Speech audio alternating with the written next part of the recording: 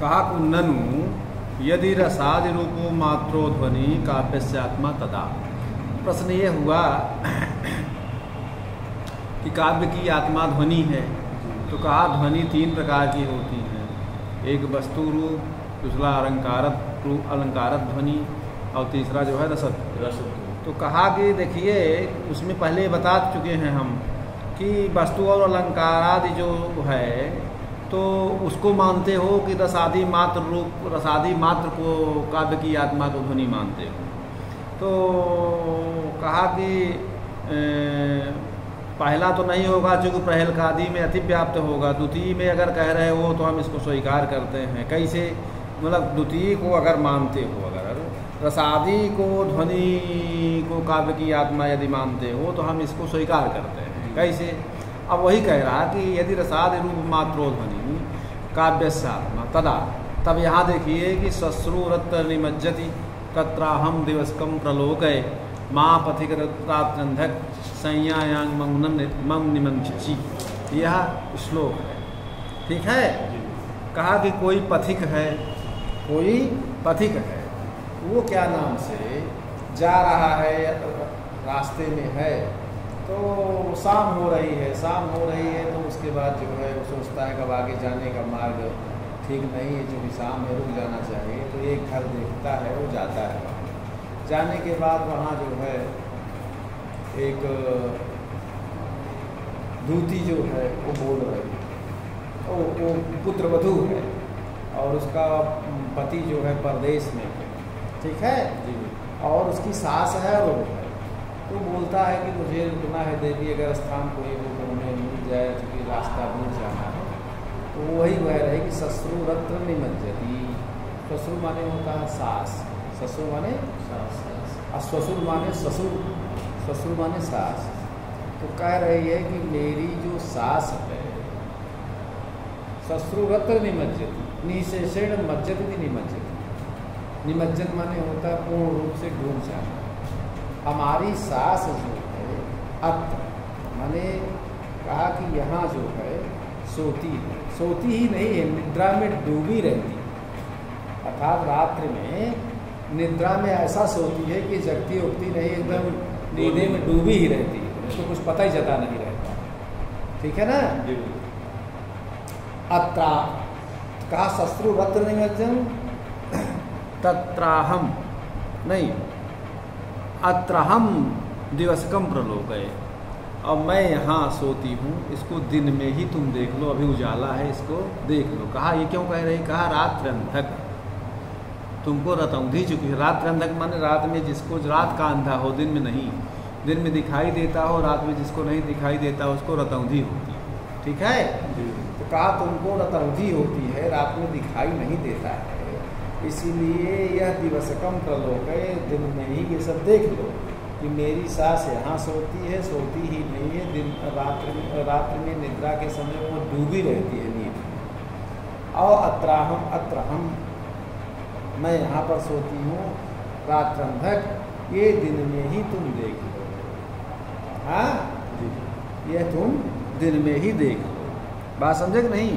असंयायाम मम निमंक्षसी, कहीं देखना तुम मेरी सैया पर ना आ जाना, मतलब मेरी खाट पर ना आ जाना, क्योंकि तुमको रतौंधी होती है।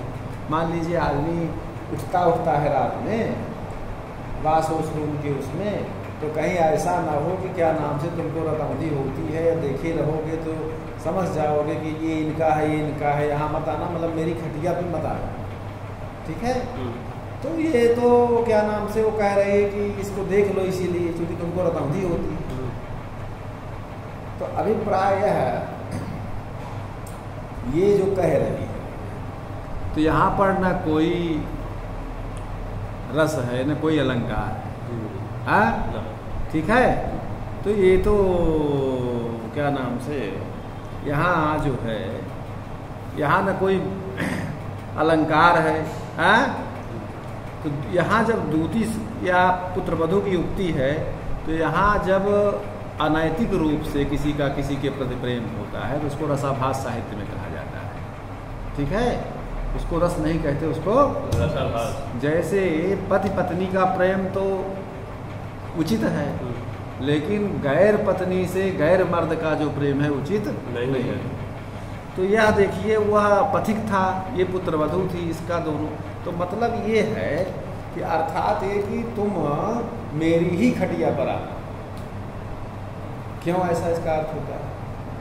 इसलिए कि मेरी सास जो है रात्रि में जो है ऐसा सोती कि इसको क्या हो रहा है क्या नहीं हो रहा है कुछ पता ही नहीं, समझ रहे हो? और तुमको रात में दिखाई नहीं देता, और मैं यहाँ सोती हूँ, हाँ, तो मैं यहाँ सोती हूँ, ये देख ही लो दिन में। तो अभिप्राय वो तो कह रहे खटिए पे मेरे मत आना, अर्थात मेरी खटिया पर स्वच्छंद रूप से आप आ सकते हो, क्योंकि कोई यहाँ रोकने टोकने वाला नहीं है। और रही बात सास की, तो सास को पता ही नहीं चलता है क्या सो रही है, इसको कुछ पता ही नहीं है क्या हो रहा है क्या नहीं। बात समझ नहीं?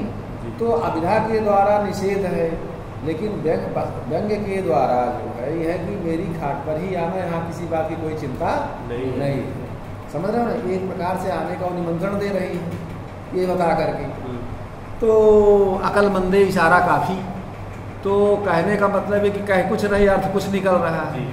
हाँ, तो यही कह रहा हो कि इत्यादि वस्तु मात्र से व्यंग्यत्व कथम काव्यत्व व्यवहार। हाँ, तो यहाँ पर इस श्लोक में यहाँ वस्तु मात्र व्यंग्य है। यहाँ पर वस्तु, जहाँ पर न रस हो न क्या नाम से अलंकार हो, वस्तु है, पदार्थ के अर्थों के द्वारा जिसका अवबोध होता हो उसको वस्तु कहते हैं। तो यहाँ वस्तु मात्र व्यंग्य होने के कारण यहाँ पर काव्य का व्यवहार किस तरह से हो सकता है? काव्य का व्यवहार नहीं हो सकता है। ठीक है, कहा अत्रापि रसाभासवत्यैवेति ब्रूमः। यहाँ पर एक गैर पत्नी से गैर मर्द का जो प्रेम है वो रस नहीं है, रसाभास है। तो अनौचित्य जहाँ पर प्रेम प्रवर्तित होता हो उसको रसाभास कहते हैं। तो ये जो है एक दूसरे के प्रति जो नहीं वो रसाभास है। ठीक है, जैसे तो समझ रहे हो नहीं? तो यहाँ पर जो है, यहाँ पर एक दूसरे के अनैतिक प्रेम को क्या नाम से यहाँ रसाभास है, इसलिए कहे कि हम इसको काव्य कह सकते हैं। रसाभास होने के कारण हम इसको काव्य कह सकते हैं। रसाभासवत्यैवेति ब्रूमः, मतलब हम इसको काव्य कह सकते हैं। तो कहा कि अगर क्या नाम से, अगर ऐसा आप मानते हो, चूँकि उपनायक के साथ उपनायक जो पथिक है उससे रति माने प्रेम होने के कारण यह श्रृंगाराभास है। यह श्रृंगाराभास है, मतलब श्रृंगार रस है, एक दूसरे के प्रति श्रृंगार रस है, तो यह श्रृंगार रस का आभास है। और कहा कि यह जो है आस्वाद का विषय होने की वजह से, जब रसाभास है तो आस्वाद का विषय होने से इसको हम काव्य कह सकते हैं। काव्य की कोटि में ये आ सकता है। तो कहा कि अन्यथा नहीं तो क्या होगा? कहा कि देवदत्तो ग्रामम यात इति वाक्ये तदभितस्य तदनुसरण रूप व्यंग्य अवगते रवि काव्यत्वम से। कहा कि देवदत्त गांव को जाता है, देवदत्त गांव को जाता है। तो इस वाक्य में देवदत्त के कहने से ना जा रहा है। मान लीजिए देवदत्त बड़ा आदमी है, तो उसके साथ उसके नौकर चाकर भी क्या नाम से उसका अनुसरण रूप अर्थ व्यंग्य अर्थ हो जाएगा, अकेले नहीं जाएगा। हाँ, कोई बड़ा आदमी जाता तो उसके साथ 4 आदमी चलते हैं ना। तो यह भी क्या नाम से काव्य कोटि व्यंग्य अर्थ हो करके काव्य के लक्षण में आ जाएगा। हाँ, तो कहा कि अगर आ जाएगा तो इसमें क्या नुकसान है? इसमें कोई नुकसान तो नहीं है। ठीक है, तो अस्तित चेत कहा न रसवते काव्यत्वांगीकारात्। ठीक है, कहा कि देखिए हम कहते हैं कि ऐसा नहीं कहना चाहिए। क्यों? कि हम रसयुक्त वाक्य को काव्य कहते हैं। हम क्या कहते हैं? रस से युक्त जो वाक्य होगा उसको हम काव्य कहते हैं। तो उस काव्य का जो उद्देश्य है क्या? काव्य से प्रयोजनम ही रसास्वाद सुख पिंड दान द्वारा कि कई समझ रहे हो नहीं? तो कि काव्य का जो क्या नाम से उद्देश्य है, जैसे श्रृंगार रस का आस्वादन रूप है, कहा पिंड रसास्वाद सुख पिंड दान द्वारा। तो रस का आस्वादन रूप सुख माने सुख हर्ष, सुख माने सुख समूह, पिंड माने समूह, ठीक है, प्रसन्नता का जो समूह, उससे दान रूप, दान रूप क्या है? वेद शास्त्र विमुखाना, उसके उपाय से वेद आदि शास्त्रों से जो विमुख, ठीक है, सुकुमार मती नाम, कोमल बुद्धि और शिक्षा के योग्य जो राजपुत्र हैं, क्या है? राजपुत्र, सुकुमार मती नाम राजपुत्रादि नाम विनेया नाम। तो कहने का मतलब ये है, विनेया नाम माने शिक्षणीय नाम, तो मतलब कि राजपुत्र आदि जो सुकुमार बुद्धि वाले हैं, राजपुत्र जो होते हैं जिसकी कोमल बुद्धि वाले होते हैं, उसमें कहा कि रामादिवत प्रवर्तितव्यम न रावणादिवत, रामायण तुल्यम रामादिवत, कहा राम आदि के समान आचरण करना चाहिए, एक पत्नी व्रत होना चाहिए। रावण आदि के समान मतलब न रावणादिवत, रावण आदि के समान आचरण नहीं करना चाहिए। क्यों? कि रावण बहुत बड़ा विद्वान था, लेकिन पर स्त्री गमन ये निंदनीय कार्य है, तो ऐसा कार्य नहीं करना चाहिए। इत्यादि कृत्याकृत्य प्रवृत्ति निवृत्ति उपदेश इति चिरंतनैरप्युक्तत्वात्। ऐसा कहने का मतलब है कि जो कृत कार्य है, माने जो इसमें जो करणीय काम है, उस कार्यों में हमारी प्रवृत्ति होनी चाहिए। अकृत्य माने निंदनीय जो कार्य है, उससे हमारी निवृत्ति होनी चाहिए। समझ रहे हैं कि नहीं? तो यह उपदेश देता है, काव्य शास्त्र क्या करता है? इस चीज़ का उपदेश देता है, मतलब बताता है। ऐसा क्या नाम से चिरंतनैरप्युक्तत्वात्, ऐसा प्राचीन आचार्यों ने भी कहा है। चिरंतन माने प्राचीन ही आचार्य ही उक्तत्वात्। तथा च अग्ने पुराणे प्युक्तम, ऐसा अग्नि पुराणकार ने भी कहा है, केवल हम ही नहीं कह रहे हैं। कहा वाग् वैदग्ध प्रधाने भी रस एवात्र जीवितम, काव्य में उक्ति वैचित्र की प्रधानता होने पर रस ही एकमात्र जीवन है। उसका प्राण तत्व क्या है? रस। ठीक है, और केवल हम ही नहीं कह रहे हैं, व्यक्ति विवेककार महिम भट्ट भी ऐसा कह रहे हैं। काव्यस्यात्मनि संगिनी प्रसाद रूपे न कस्यचित विमति। कहा कि काव्य रस जो है, रस आदि नाम वाले काव्य के स्वरूप में, काव्य के रस ही सार होता है काव्य का, इसके स्वरूपों में किसी भी आचार्य को कोई भी विवाद नहीं है। ठीक है, ऐसा आचार्य व्यक्ति विवेककार महिम भट्ट भी कहते हैं। लेकिन न कस्यचित विमति, इस पर किसी की विमति नहीं है। लेकिन आचार्य आनंद ध्वनि कारण अप्युक्तम, आचार्य आनंद वर्धनाचार्य ने भी ऐसा कहा है। क्या कहा है?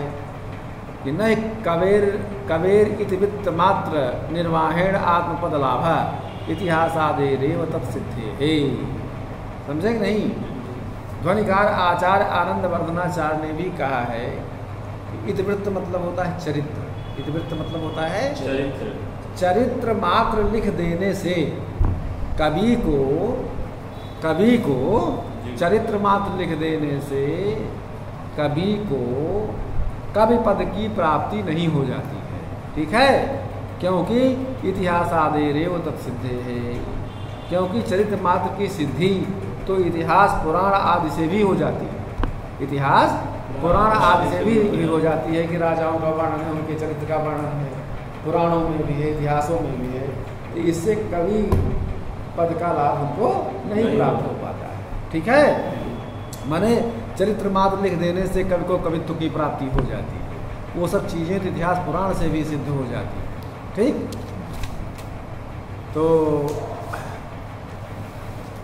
तो कहा कि अब प्रश्न होता है, ननु तर्हि प्रबंधांतरवर्ती नाम के सांचिन नीरसा नाम पद्या नाम काव्यत्व न स्यादिति चेत।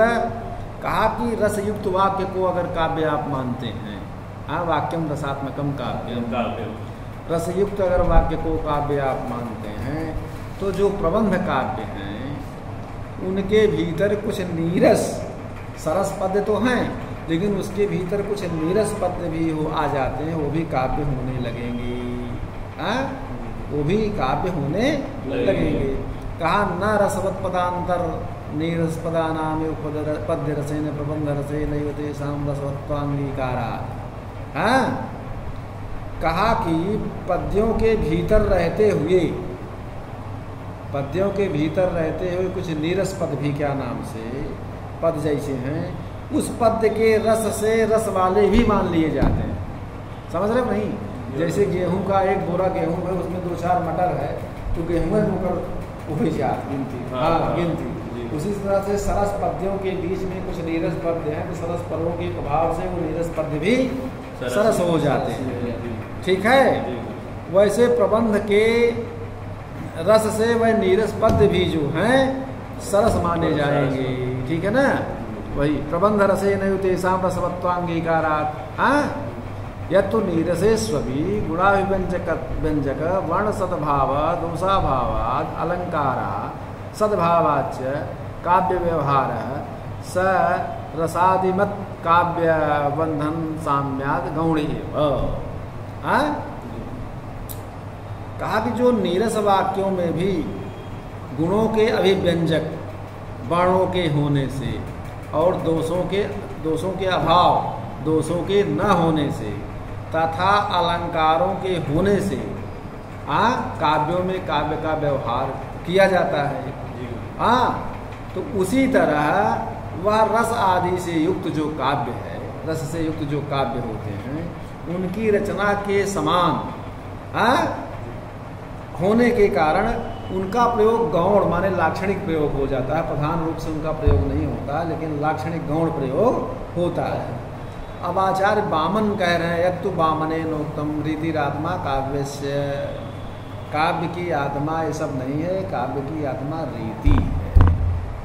कहा तन्न रीते संघटना विशेषत्वात्।